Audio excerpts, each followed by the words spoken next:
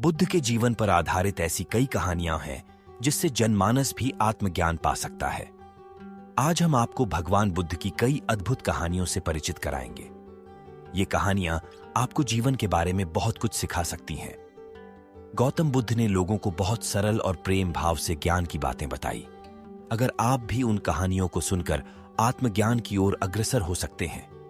गौतम बुद्ध की इन कहानियों से आप जीवन के महत्वपूर्ण सवालों के जवाब जान सकते हैं, जैसे जीवन क्यों है, जीवन क्या है, जीवन का उद्देश्य क्या है।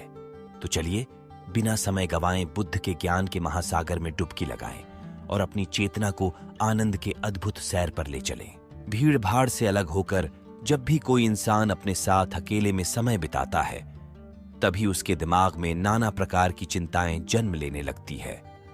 मनुष्य की प्रवृत्ति ही ऐसी है कि वो ज्यादातर समय नकारात्मक ही सोचता है। अपने लक्ष्य को कैसे प्राप्त किया जाए, ये सोचने की जगह है। वो ये सोचता है कि अगर लक्ष्य पूरा नहीं हुआ तो मैं क्या करूंगा, और इस प्रकार की नकारात्मक विचारधारा के कारण जीवन परांत डर डर कर जीता रहता है। अगर पूरी बुद्धिमानी और सजगता के साथ इस डर को समझाना जाए तो यही डर इंसान के पतन का कारण बनता है। ऐसा मनुष्य जो खुद पर संजय करता है, खुद पर संदेह करता है, भला वो कैसे सफल हो सकता है। लेकिन बुद्धिमानी से अगर इस डर का उपयोग किया जाए तो यही डर उसकी सबसे बड़ी ताकत बन सकता है। काश केवल एक बार उसने खुद पर विश्वास किया होता तो उसे मालूम होता है कि उसके डर में ही उसकी ताकत का रहस्य छुपा हुआ है।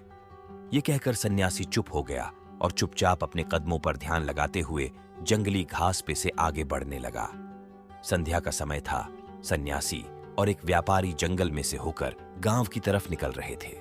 सन्यासी के ये शब्द व्यापारी को कुछ समझ में नहीं आए। वो सोच रहा था कि डर में ताकत कैसे हो सकती है।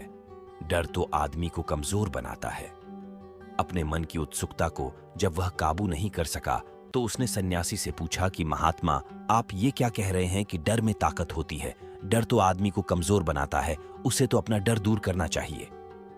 व्यापारी अपनी बात पूरी कर पाता उससे पहले ही उसे एक शेर की दहाड़ सुनाई दी।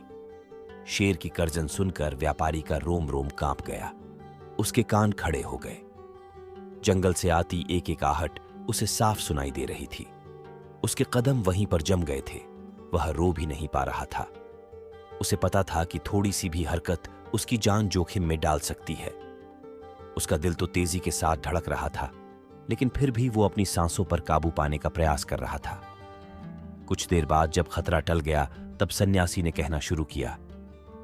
सन्यासी ने कहा कि अभी जब तुम डरे हुए थे तो तुम्हारे शरीर का रोम रोम जाग गया था।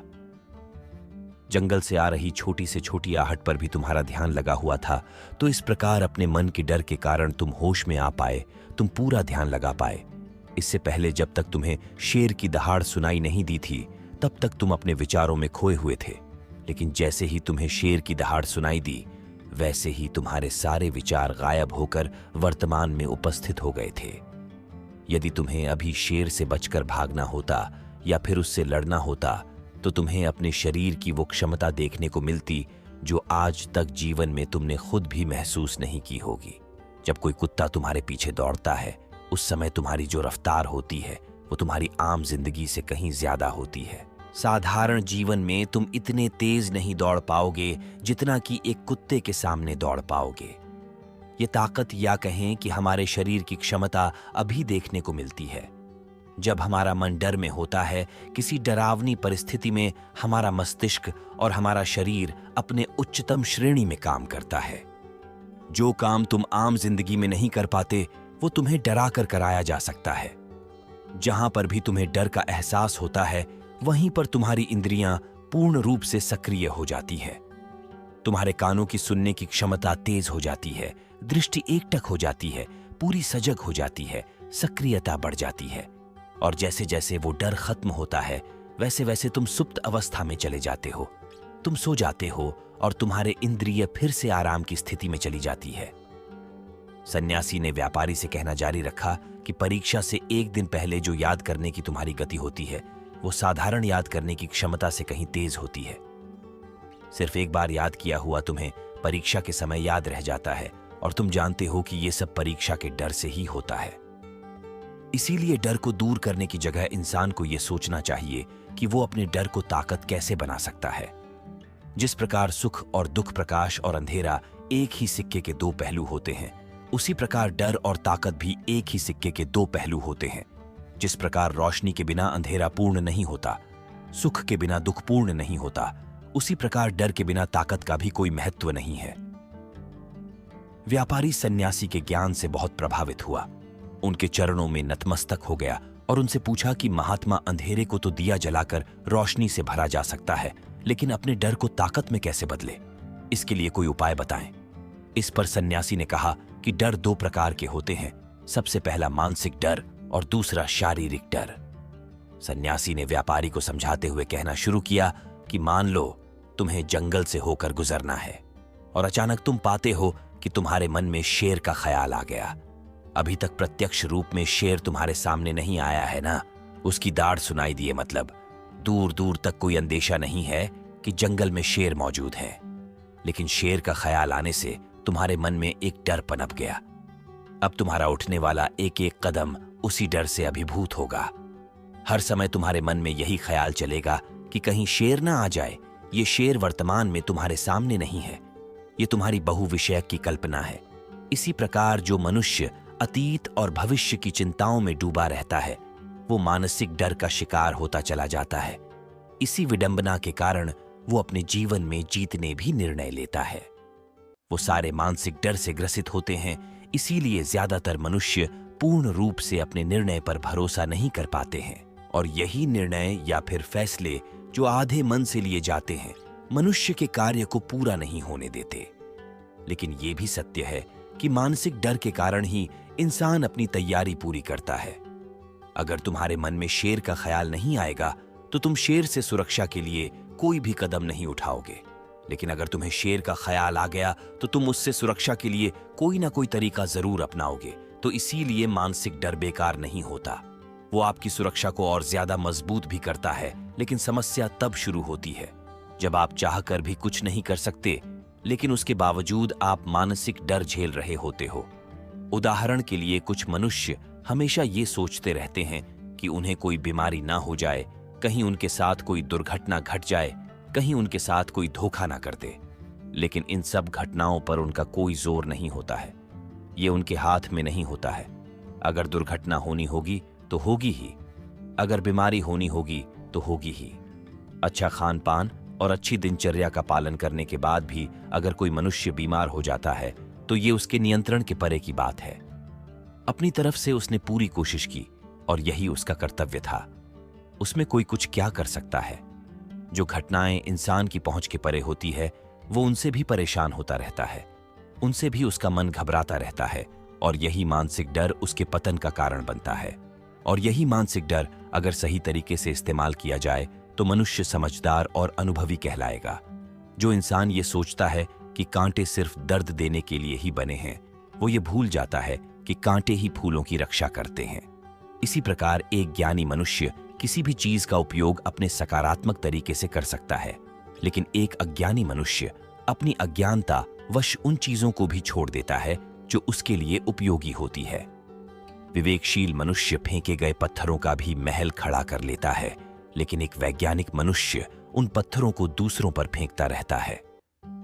अगर किसी मनुष्य को अपने मानसिक डर को ताकत में बदलना है तो उसके कुछ नियम हैं, कुछ उपाय है। सबसे पहला उपाय अपने विचारों का निरीक्षण।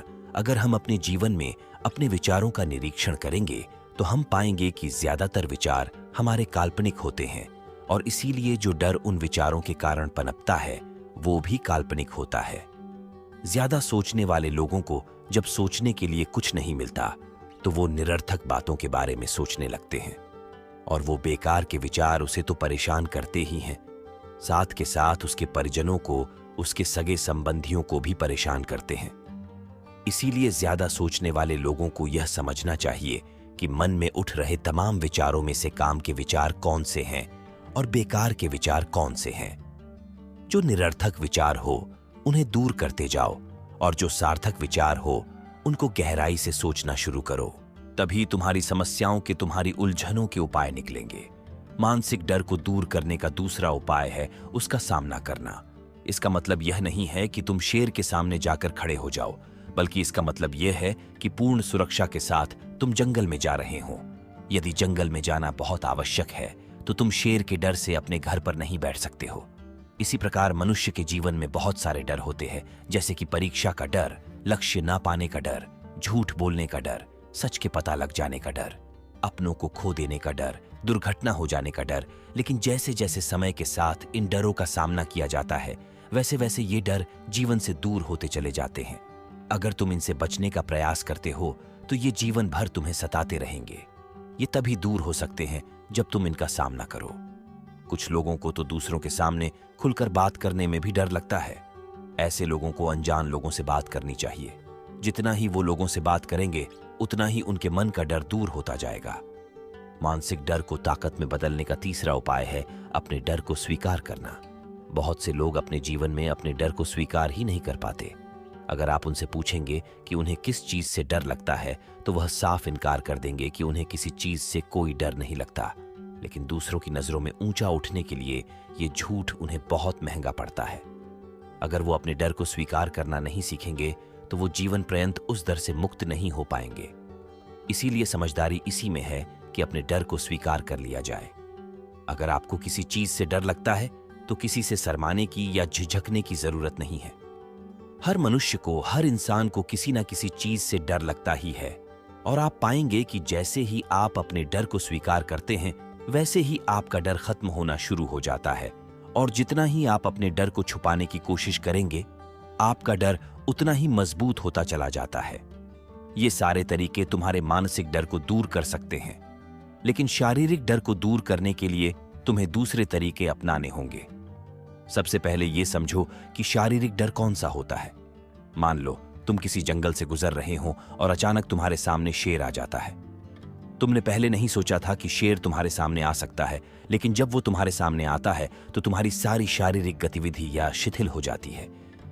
तुम्हारी सांसें अटक जाती हैं, मस्तिष्क काम करना बंद कर देता है और तुम्हारा दिल तेजी के साथ धड़कने लगता है।